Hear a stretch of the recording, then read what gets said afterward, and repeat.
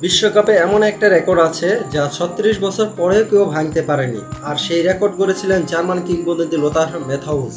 আসসালামু আলাইকুম, স্বাগতম ফুটবল ক্লাসরুমে।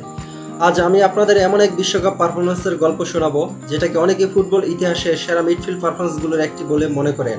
আমরা ফিরে যাচ্ছি ১৯৯০ বিশ্বকাপে।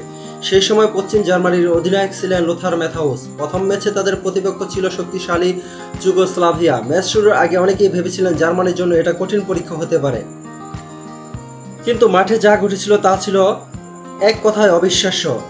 ম্যাথাউস প্রথমে বক্সের বাইরে থেকে বাম পায়ে দুর্দান্ত এক গোল করেন, আর এরপর আসে সেই মুহূর্ত যা আজও বিশ্বকাপ ইতিহাসে বিশেষভাবে স্মরণীয়। নিজের অর্ধ থেকে বল নিয়ে তিনি সামনে এগিয়ে যান, কয়েকজন ডিফেন্ডারকে পেছনে ফেলে ডান পায়ে আরেকটি অসাধারণ গোল করেন।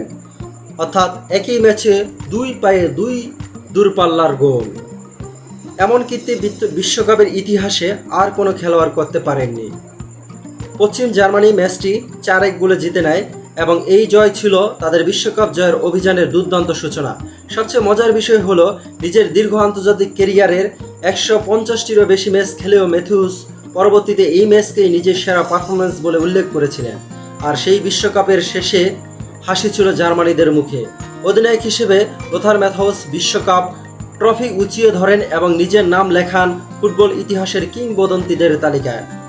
আপনার মতে লোথার ম্যাথাউস কি সর্বকালের সেরা মিডফিল্ডারদের একজন? কমেন্টে আপনার মতামত জানাতে ভুলবেন না। ভিডিওটি ভালো লাগলে একটি লাইক দিন, বন্ধুদের সাথে শেয়ার করুন এবং ফুটবল ক্লাসরুম সাবস্ক্রাইব করে আমাদের সাথে থাকুন। আল্লাহ হাফেজ।